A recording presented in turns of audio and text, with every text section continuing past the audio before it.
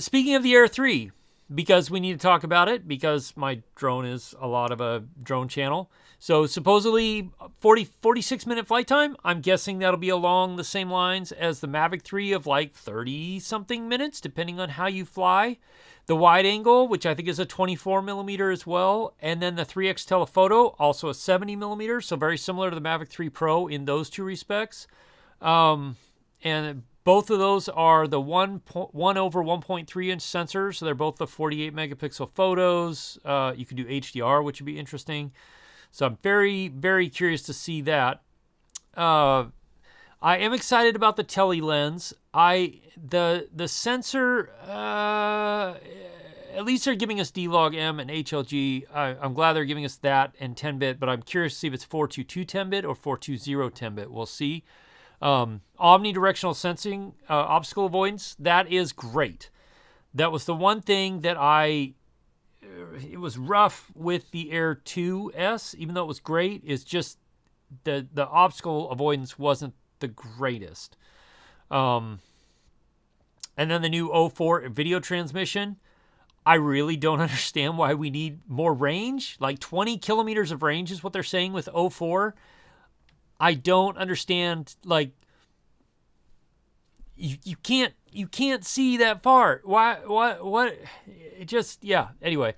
But generally with more range comes more, a better signal link. So that will be good for especially those of you in Europe who your output levels are much lower than the US standard. So you will have an easier time, or you will have a more difficult time losing signal transmission, which that will be good if you're in Europe.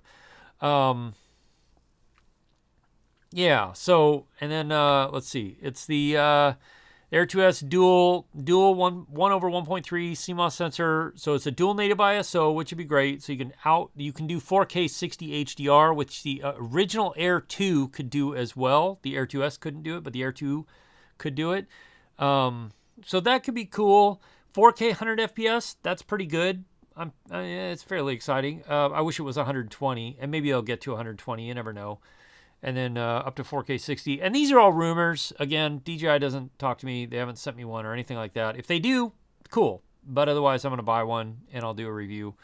So both of them do 10-bit in D-Log or HLG. So that's exciting.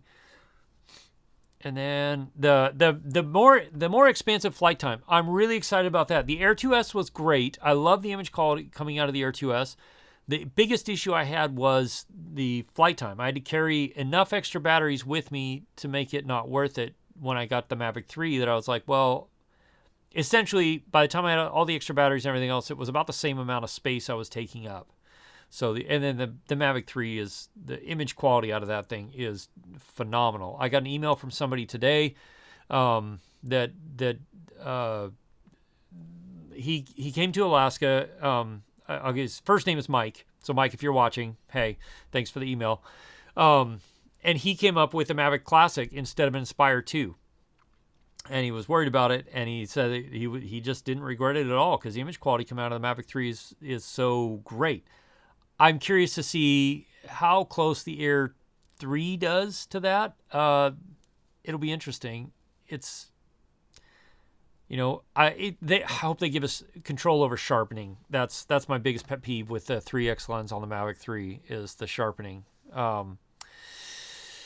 So let's see, smart photo. So there's some new smart photo modes, hyperlight. I'm curious to see how that does in like low light imagery can do. I'll be very curious. Yeah, so we'll see. And then you can do raw files, which is great. Quick transfer. I don't really use that. So the Light Cut app, I don't really use that either. 51 Drones, Russ over at 51 Drones did a great thing about Light Cut. I think it was his most recent video. And then the tilt shift effect. This I'm very curious to see what the tilt shift effect looks like. It just, it's one of those things that like when you're doing it, it makes things look miniature. So I'm really curious to see what that looks like and how that can be used. If it's what I'm envisioning, it could be a very cool effect for certain scenes, especially like certain city scenes or streets, stuff like that. The tilt shift effect could be pretty cool. But it's only a feature that can be applied to the 3x medium tele camera, and I'm assuming it needs that extra kind of lens compression. Hey, look, Mama Drone. We're talking about the Air 3, the rumors of the Air 3, although they are less than rumors at this point. Cool effect for the lollipop crew recovery drone. Yeah, exactly. This I'm curious. Hyper advanced shooting waypoints.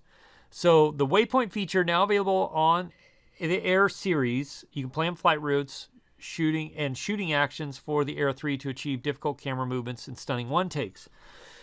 So if you remember, I did a waypoint feature with the Mavic 3 waypoints this last winter about like forget active track, use waypoints instead because of what it enables you to do as a solo creator, especially. Coming around stuff, up and over stuff, following somebody through a scene, overtakes, all that sort of stuff. Using waypoints for filming is really powerful, and it looks like they watched that video of mine. I'm going to take full credit for this. And they were like, that's a great idea. We need to put that in the Air 3. Did you see that guy up in Alaska, Jake? He made a great video about how to use waypoints to shoot. We never thought of that. We should put that in the Air 3 series. I don't think that's it at all, but, I could dream.